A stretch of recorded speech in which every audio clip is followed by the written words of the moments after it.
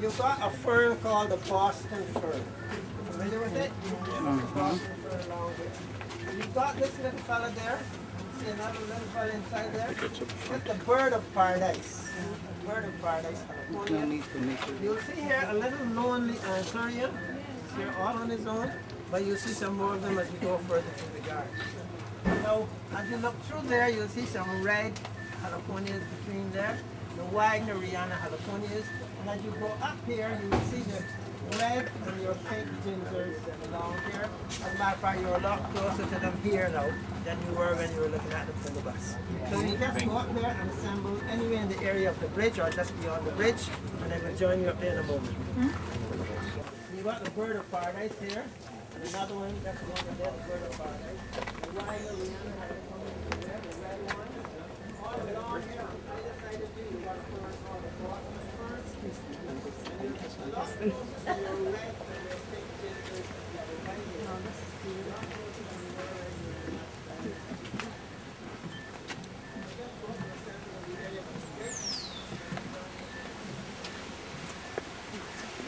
A green tree with a little green fruit. See them in there? Now it's called the balimbi or the cucumber tree. If you look at the little fruit, you will see the looks something like a small cucumber. Now the fruit is edible, but you would not enjoy eating it like that because it's too acid a fruit. But you can do a number of things with it. You can extract the juice from it. It'll make you a very good drink. If you've got anything in your house that's made of brass, it will clean it for you. Because of the acidity in that little fruit. And you put a couple drops of that on the brass and rub it with a piece of cloth, it will clean it for you. You can also take the fruit and cook it, and when you cook the fruit, you've got a good pickle. When you're cooking your stew and your curry and this thing and the next thing, you've got a good pickle. So there are a number of things you can do with the little fruit, but you would not enjoy eating it like that because it's too acid a fruit. So that's the balimbi or the cucumber tree is called. Yeah, what are these blue flowers? Those are some types of, what they are now, some sort of plumbago, something like that. Fortunately, there aren't any flowers on it at the moment, but it bears a little white flower, smells very sweet. The jasmine here on our left.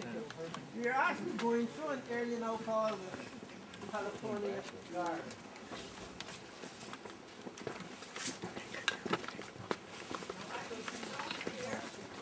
And the big thing hanging over your head is the beefsteak haliconia.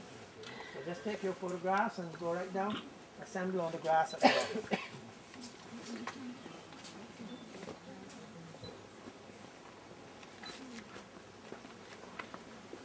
It's a jungle.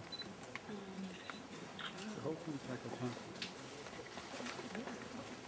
It's called the rostrata, or the parrot's beak. Behind me now, you've got the torch ginger, and the big thing you were pointing up there just now, that's called the beefsteak haliconia.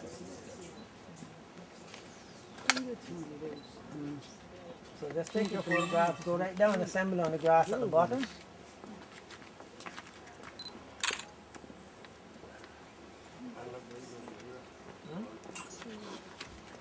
Oh, you have little finger bananas here. Those aren't anything to eat. That's just a sort of wild banana thing, but Yeah, not going to get any bigger than those. Yeah, So. it looks like the finger ones. Those flowers very small too. Yeah, this one is called the rostrata, or the parrot's beak. The one behind here is the torch ginger, and the beefsteak haliconia is the one hanging over your head as you go down there. So just go right down and assemble on the grass at the bottom. We're going down there in a minute.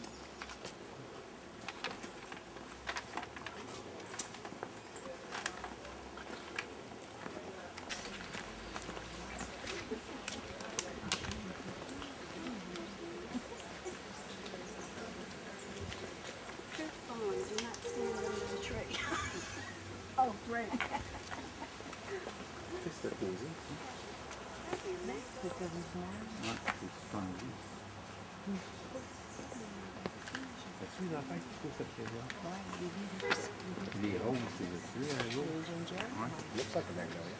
No, but look at the fruit. Is it a mango or a kumquat or I don't know.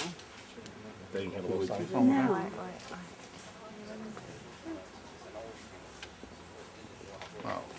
A mirror of the frangipani from the tree above your head. Yeah? Oh, that's beautiful. Very sweet smelling flowers. Oh, so nice. Yeah, they fell from the tree above there. Now in this area, you've got a number of trees. Above our heads, you've got a big green tree with lots of brown fruit. See them in there? Yeah. Thank you. That fruit is called the mammy apple. Oh, Yeah, I don't know if you've ever heard of such a fruit. It's called the mammy apple. no. That's a tree there, and that's another big one below yonder. Beautiful tree. The fruit, it's an edible fruit. Very, very sweet fruit. When it's ripe, it will be about, they'll grow a little bigger than what you're seeing there now. You just peel the skin off and eat it like that. It looks something like a peach on the inside. It has a very hard seed in the center and has that yellow, that sort of a yellowish looking fruit. Very, very sweet fruit called the mammy apple. That's one there. Now, and then about another one. Now, hanging from the mammy apple tree, you've got something called the skyhorn fern. Have you ever heard of such a fern as a skyhorn fern? Absolutely. You've got one at home. That's the skyhorn fern that's hanging from the mammy apple tree. Behind you here, you've got a palm called the sago palm. Ever heard of sago palm? This one is called the sago palm. You'll see some little fern that's growing up from the rocks along here. They're called maidenhair fern. You've heard of the maidenhair fern? That's the maidenhair fern that's growing up from there. You've got the spider lily, which are the ones that's growing below there. See those lilies all along there? All those are spider lilies are growing in there. And some more of your Wagner Rihanna jalapenios in there. Okay, from here we'll go down this way. Oh, yes. You see? Young one. Yeah. And I know that all of you are familiar with bamboo. But I wonder how familiar all are with this one. And why I said that, because this bamboo that you're seeing here isn't going to get any bigger. I know that most of you are familiar with the bamboo that grows to 2 or 3 inches in diameter and are way up in the air. Not this one. This one is called a dwarf or a miniature bamboo. No matter how old this bamboo might be, it's not going to get any bigger than what you're seeing there. It remains about what? Just over a 1/4 inch in diameter or something like that. The actual bamboo will spread, but for the size, it's not going to get any bigger. The one you're familiar with, I will point it out to you when we get in the bottom of the garden. There's some down there. Now behind me, you've got some orchids that are now beginning to bloom.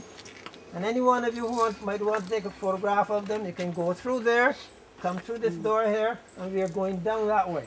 Okay. The little red things on the ground in there are called flame violets. See the little red flowers in there? They're flame violets.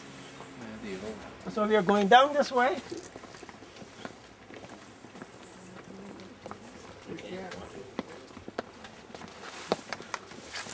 And I will stop here for a while and let you go down. Now along here you've got some more of your Boston fern. Behind me now you've got a type of croton. You see this twisted leaves here? That's a type of croton. And I don't know how familiar you all are with croton, but there are lots and lots of different types of crotons. Yeah. Some very tall. Under this tree for a while. I'll let you in. What you're seeing here is called a calabash. Calabash. You ever heard of a calabash? We bought one, You dried one, You bought a dry one. How big? about half the size of that, Half the size with of that. slice in it. Yeah, they sell them with all sorts of things. There's all sorts of things.